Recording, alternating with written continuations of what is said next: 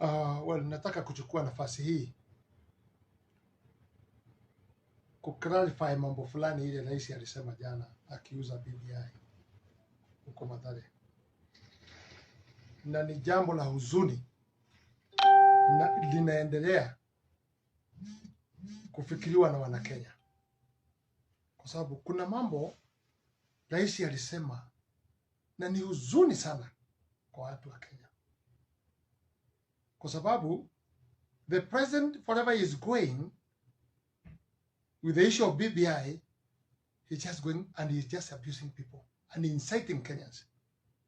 Actually, if there is an inciter, number one in Kenya now, it should be in the record. It is Uhuru Muigai Kenyatta, my president. We love you. We elected you 2013 when you had the case ICC. And we elected you because we stood with you. 2017, we stood with you and we elected you.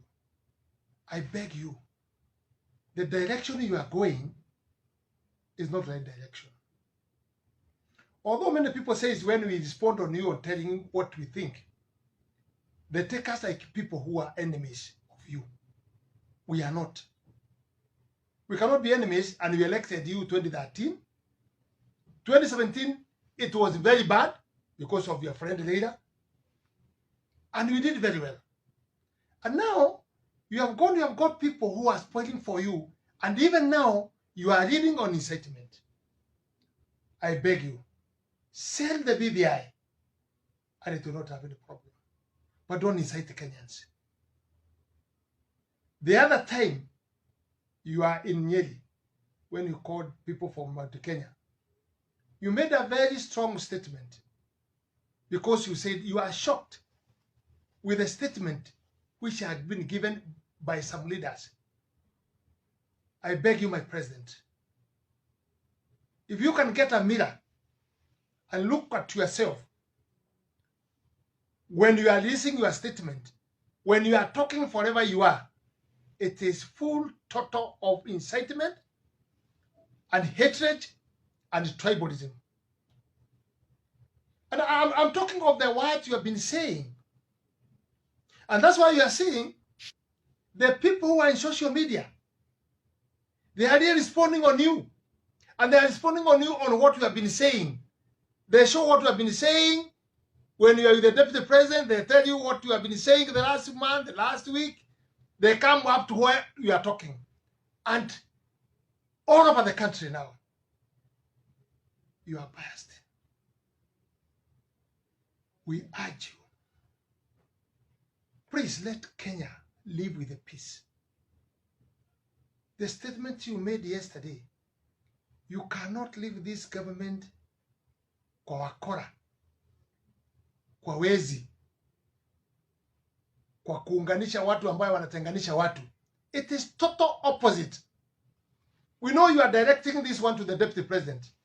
And you know the deputy president, he is now leading in Kenya or putting Kenyans together. He has refused to be a chief leader, paramount chief. The way you have created others whom you are working with, you have made them to be paramount chiefs on their areas. The issue of uniting Kenyans, you are not uniting.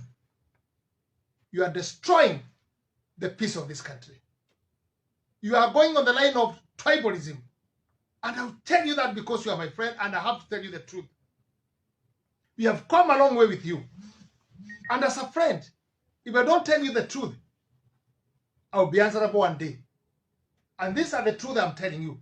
All the statements you make, even when you're in one tribe, you incited one tribe against your deputy president.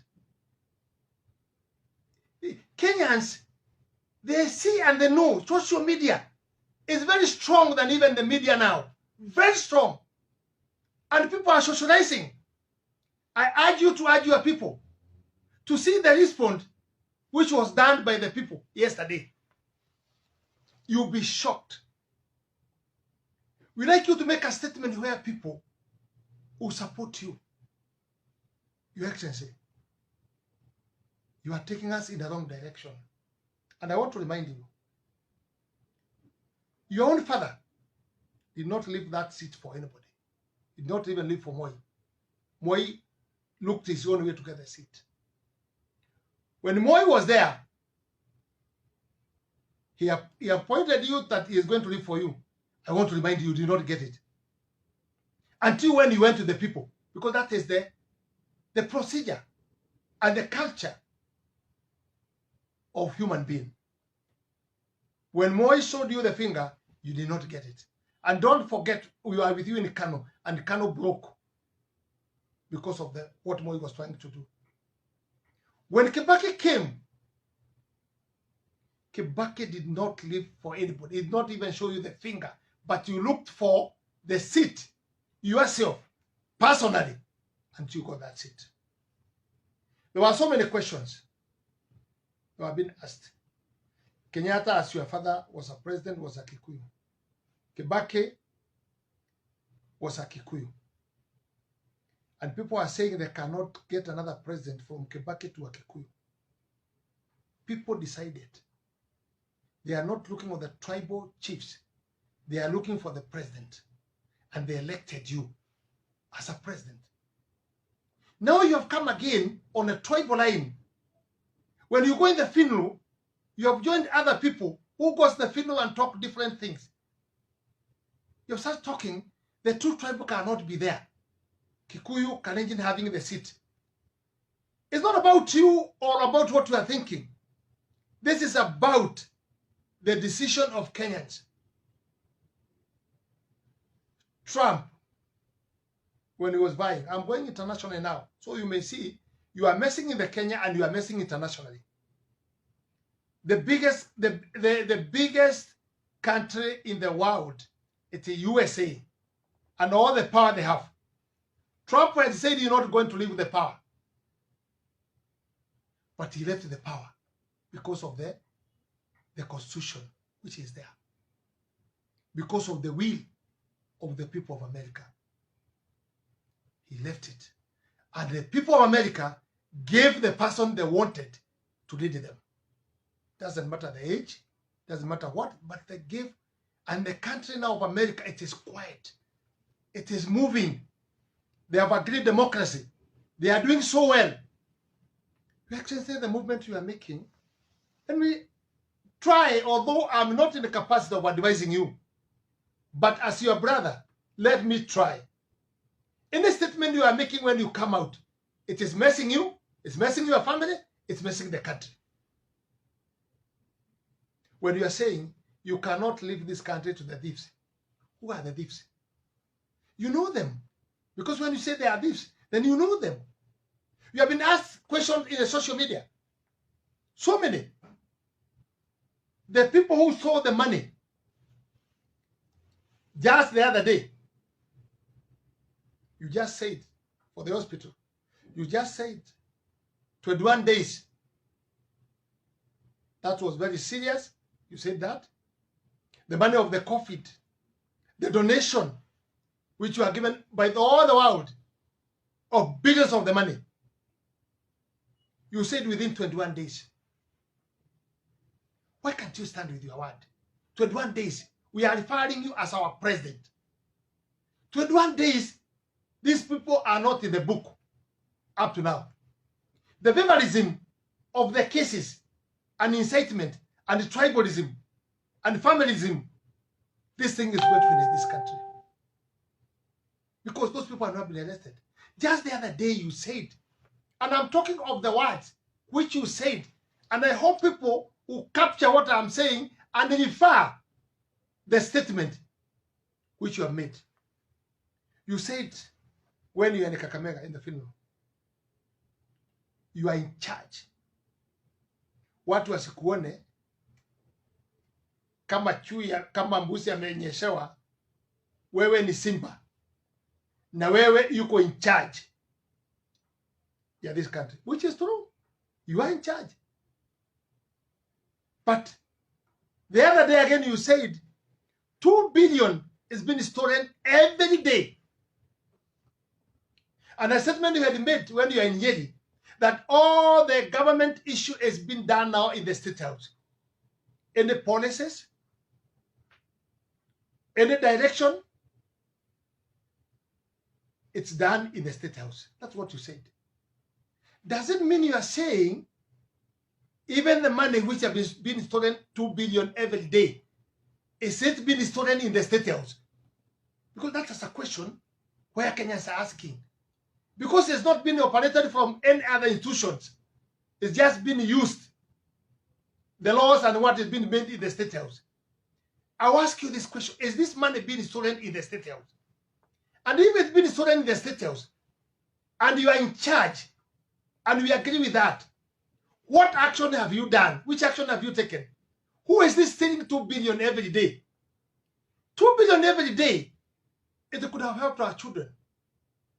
Social distance of building the classes, mask, and sanitizer, paying the nurses. Teachers are in the problem. Counties are in the problem. You are talking about CDF. CDF is the problem. There's no money for bursary. I don't know which bursary you are talking about. Do you know there is population of the money which people, MPs are getting from the government? They share this money, let me remind you, maybe you don't know. Because even when you are MP in Gatondo, I think somebody else was running the issue of CDF. Because if you know about the CDF, how it works, don't attack the MPs. Because they put this money, there's a law of CDF. They divide this money for bursary, for emergency, for construction. In many ways, it is actually categorized in the way this money is supposed to work. So, I will not blame even those who are giving 500. Because maybe they are doing that because of the population and the demand. Because yourself, you lied to Kenyans that education will be free. Let me remind you, the education is not free. You have been giving direction, children should not be chasing from the school. They have been chasing from the school. Surely, are you in charge? You are saying free medical, free maternity. People are paying when they are getting maternity. People are being given by the doctors the prescription to go and buy medicine. There is no medicine. We cannot blame county government because they don't have money. The structures are there, but there's no money. Your Excellency, don't incite the people against your deputy. Let the Kenyans decide. It's not a must even the deputy president. Let them decide to anybody they want. When you are saying you make sure you have left this country not in the hands of thieves, what are you trying to tell us? Who is this thief? When did he steal? You have all the machinery. You are in charge. Why are you not making arrest? And I want to remind you, My Excellency, and remind you, Jomo Kenyatta did not get money from overseas to make him wealth the way he was wealth. He made business with the Kenyans. If it's the land he has, it's not brought from US or Europe. It's the land of Kenyans. He made business with the Kenyans here. And I want to tell you the other thing, even Moi did not get money from outside to be rich. Let me mention even other leaders who are there. Nobody has gone in USA or America or Canada to bring money to make him rich. Don't cheat Kenyans. Kenyans knows you do business, you people, with our money. You get money from the ministries in a dubious way. Nobody brings money here to come and to be rich. And this is, I'll tell you, this is what, there's a saying. ya Mswahili anasema nugu haioni kundule lake, linaona kundule ya mwenzake. Let's put mirror to all of us and see who is clean than the other one, and who will go in heaven and who will not go in heaven. That's the decision for God, not for us. And I will urge you, respect the book of God. The book of God is so important than the constitution. You cannot tell us you leave us in which condition, because already you have worked for 9-8 years. We shall remember you in your record for what you missed or what you did good. So reminding us legacy, let me tell you, according to me, legacy will not be road. Legacy will not be institution. Legacy we can remember you with, which is the priority for Kenya, is peace. If we have peace in the country, it will be a legacy for you. But all these other things, they will be overtaken by the incitement you are doing to the Kenyans. You are beating everybody because you have power, you have money. You beat everybody. You do what you want. You snatch them anything they want. You put them to the KRA. You put them everywhere. You do all what you want because you have power. Let me remind you, you go back in the book of God. The book of God says, he cannot give somebody power and money to fight his own children. Because all of us, we are children of God. All of us. So there's no way you have money and power. And I will tell you and advise you, when the power comes up and the money comes up, come down. And you get the blessing of God.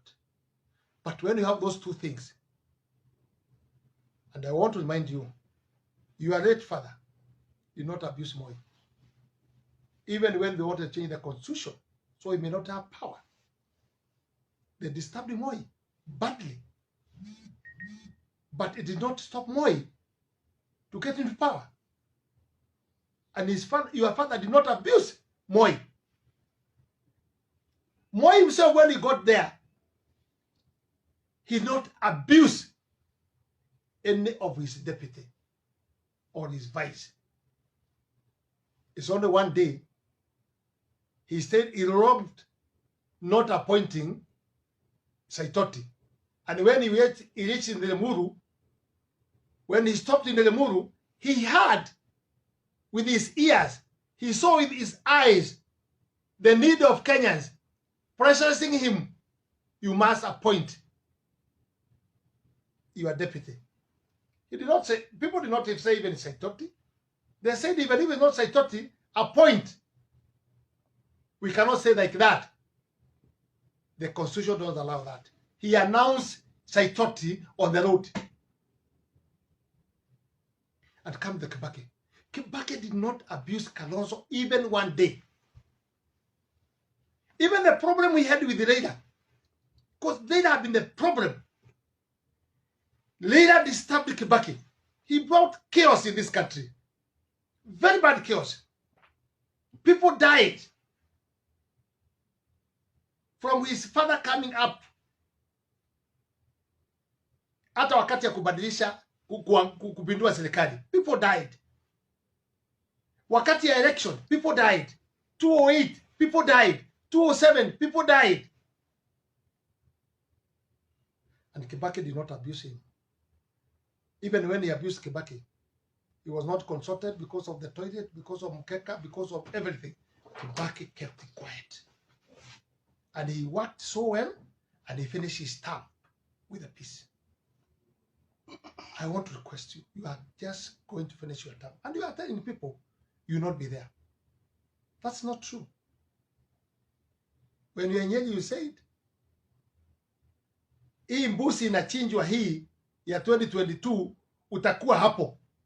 Na wewe ndio kwa ukisema matumbo itaenda na nani, nyama itaenda na nani, maini itakuliwa na nani. Even you abuse elders to tell them, hata kichwa utasema wapewe wakunywe supu. I remind elders, supu ya kichwa inakulagwa, inakunywa supu baada ya nyama kukwisha. So nyinyi wazee, kama serikali imeisha na kila kitu imeisha, ndio mtaenda kwa supu. Sure, those statements, it shows you are somewhere. And I heard one of your person in the parliament going around and saying there are two things, and that's a person we know they work with, Nani Mama. She said, BBI, mupende musipende, itapita. Ya pili, she said, then we are going to extend the government or the parliament for 2 years. Mupende musipende.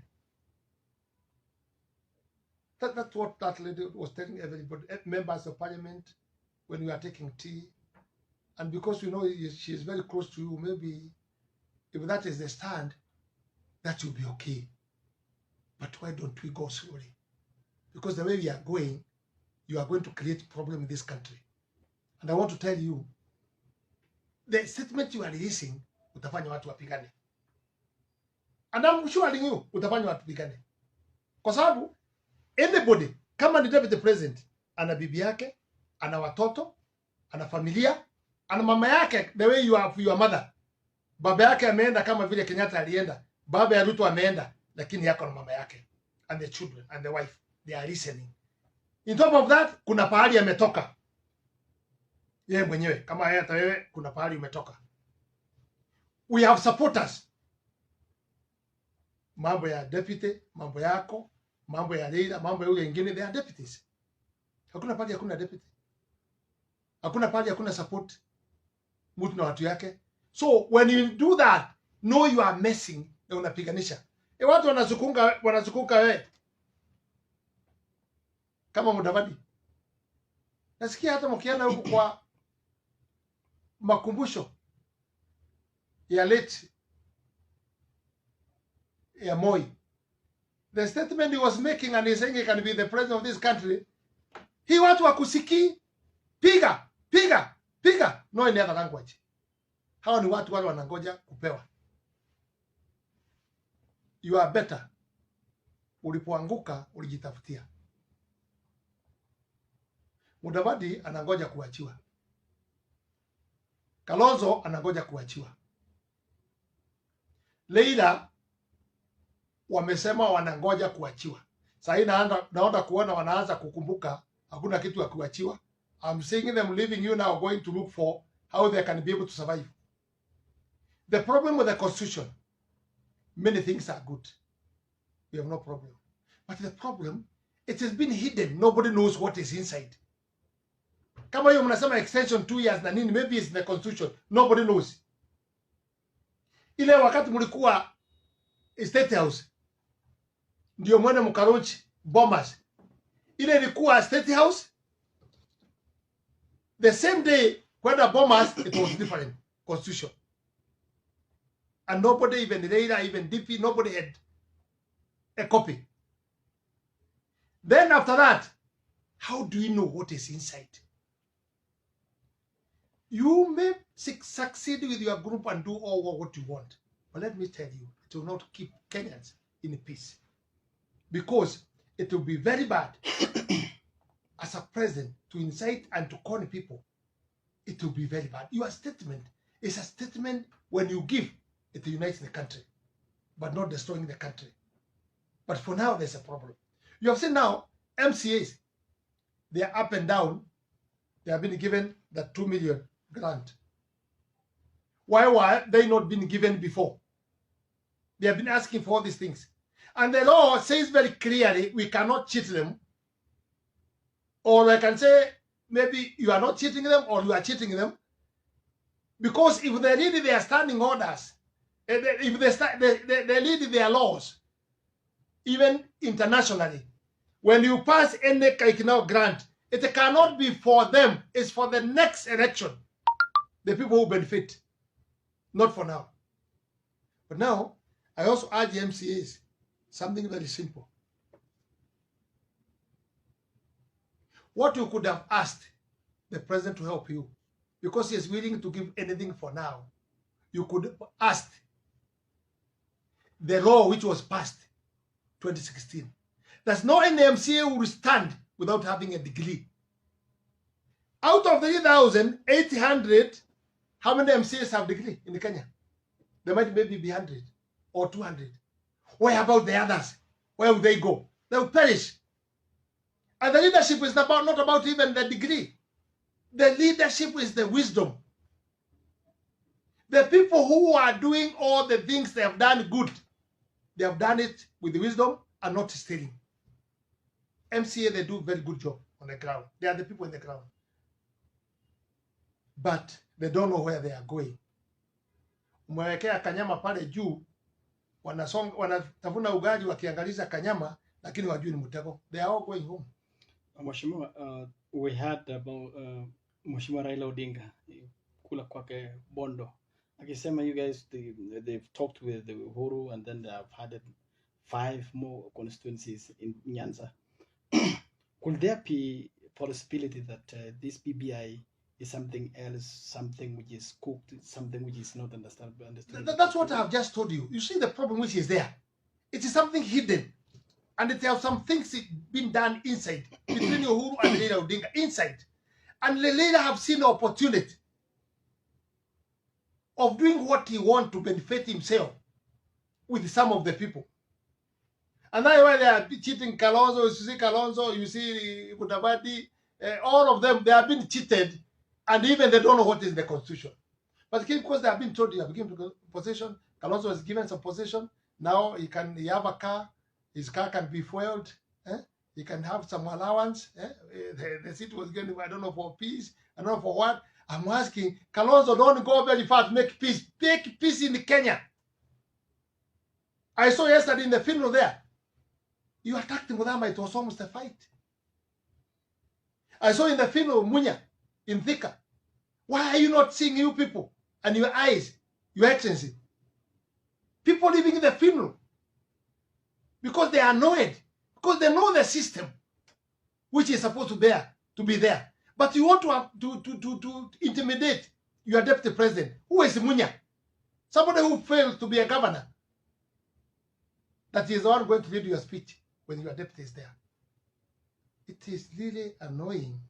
And that's why the Kenya, they are reacting. But your people are coming and cheating you. Oh, it is the deputy president who has given money. It is his people who have given money for that. Please, give us a break. Lead. You saw the funeral in Nyandarua. The one who was involved with the MCA of Nyandarua. The bishop tried. Kemunya made a system that day is only him who talk, and Sisley, they are the one who is going to talk, the minister.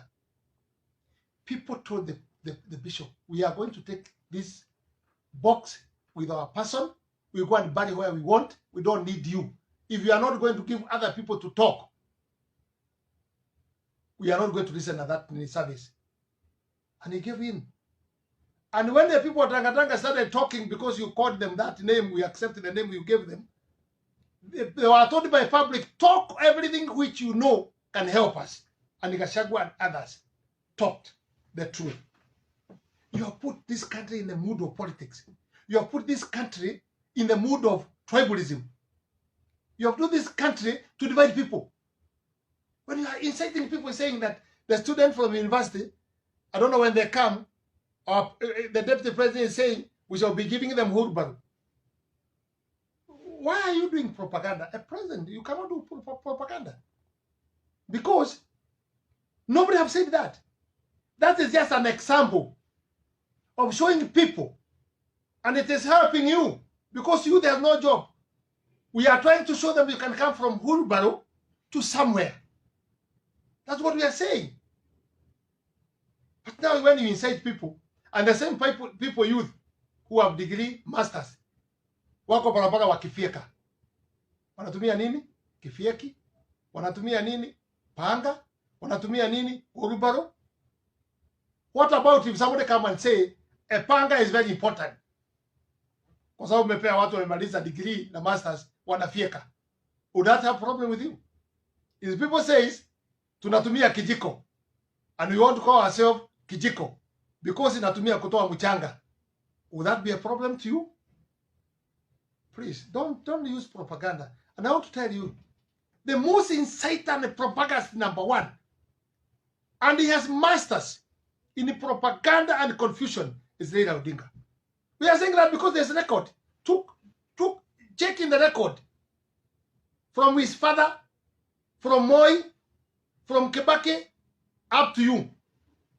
Just check, you'll be able to know the truth that there is a problem. And this man called Raila Odinga atakuweka kwa shimo na atatokea. He is only the person anafanyaga acrobat. Akitaka kutoka basi, anaruka kwa basi, anafanya acrobat na haumii, basi inaenda kuanguka na yeye anaendelea kwa safari yake.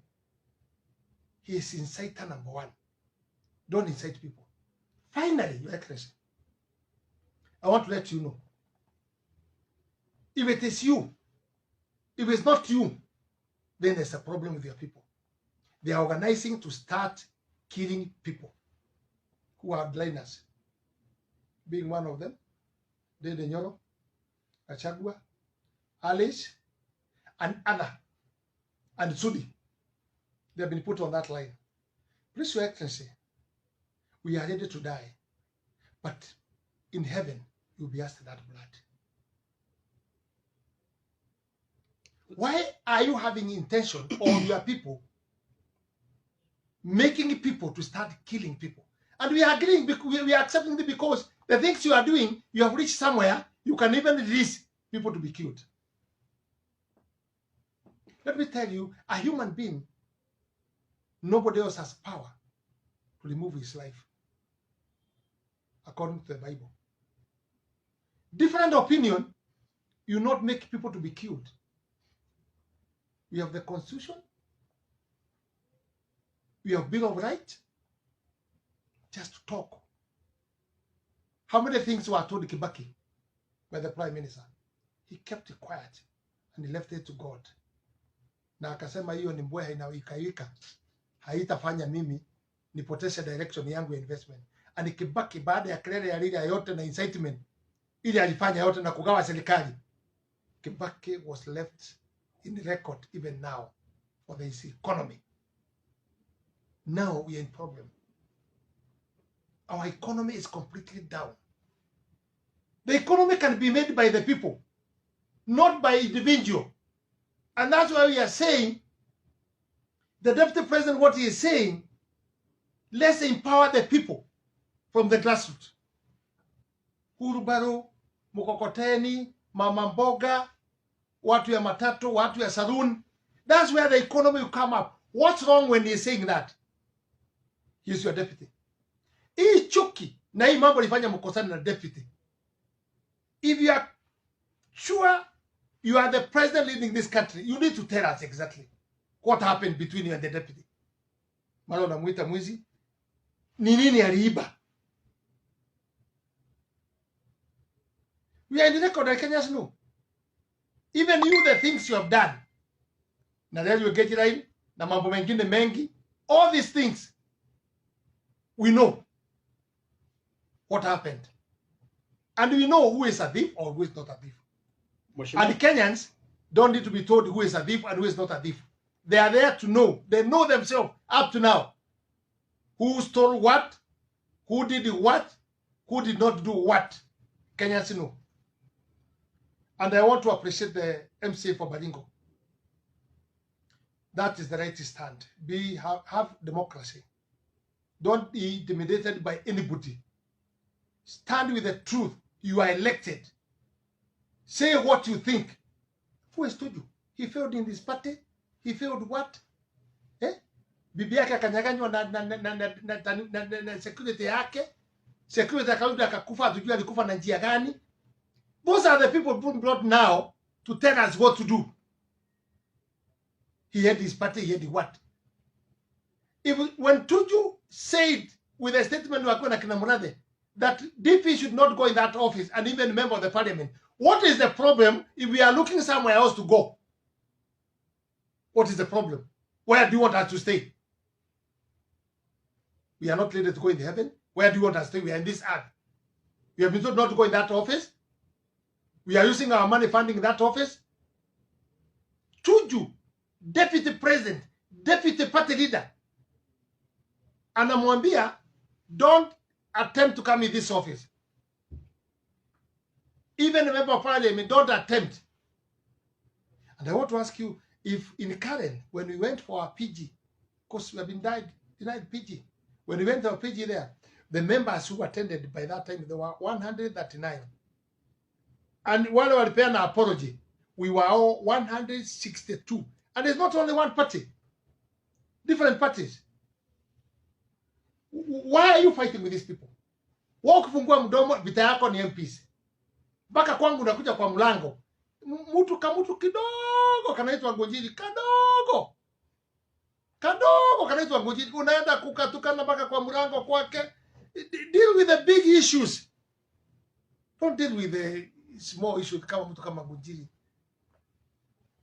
I beg you, my president, come back to yourself. But I will leave this statement of saying, I'm urging Kenyans, muombe rais, pray for our president. There must be something somewhere wrong. Na mimi nawaomba, kwa sababu ya statement ile anatoa na ile mambo anazungumza, please, let's pray for our president, ili awache kama ameweka nchi hii pamoja, lakini si kugawanya. And I want to urge, because I come from Rift Valley people, don't accept any incitement. We know there are people who have those arrangements of doing bad things. And we know them, who are organizing those bad things. And you know them from Elbagon. We know who is inside of Elbagon.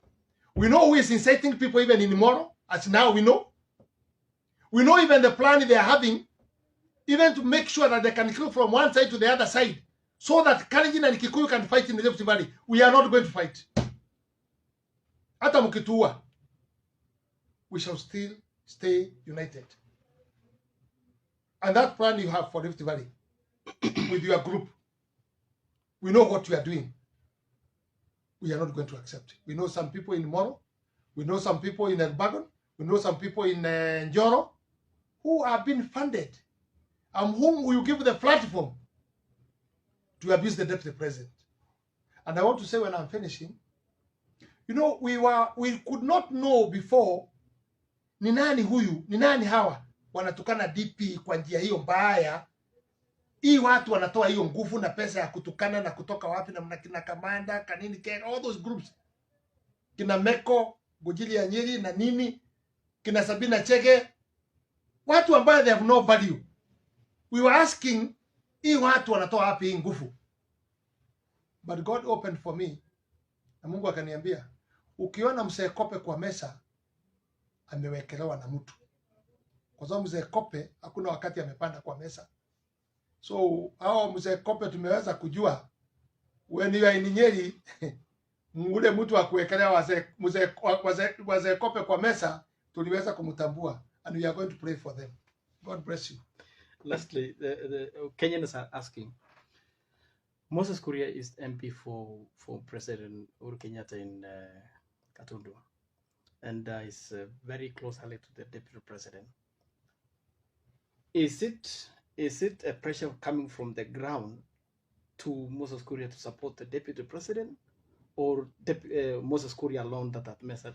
Moses Kuria, he is a very wise person, in one way or the other. He might be having some things which maybe he does in a different way, which I don't know. But in his own stand of politics, I respect him for that very much. Because Moses Kuria and us, we are standing with what the President Uhuru Mwizi Kenyatta told us. President Uhuru Kenyatta Mwizi, he left us with these words: mimi yangu 10, ya Ruto 10. In top of that, when we went to PG State House, he said, and it is the clips, we would like you to have those clips and look them. He said, wale wote kina Raila Odinga nani kina Kalonzo nani watangangana na Ruto, na mimi nitasupport Ruto. I'm not there. Na nyinyi wajumbe wote mnajua Karen, the resident of the deputy president, musinete mambo mingi hapa. Huyu ndio mtakuwa mkienda kuona. That's what he told us. And I'm saying, in God heaven, he can hear me. Where can I lie Kenyans? Where can I lie Kenyans? That's what he told us. So Moses Kuria is standing and asked Kimani Igade, Kimani Ishungwa, Alice, me, and the others. We are standing, even the other members, with where we are told we are supposed to be going. And that's why we went on Monday. Because that's the place we were told, be going there, consult there. And that's the law. And the deputy president, he has not failed his duty. He has only been snatched by some duties. And he doesn't care because he's just there. He was sworn in and he has his own certificate. Those who are saying they'll bring impeachment, please, I'll tell them, come baby, come baby. Come baby, come baby. Come baby. We are ready. Come. Thank you so much, Mheshimiwa.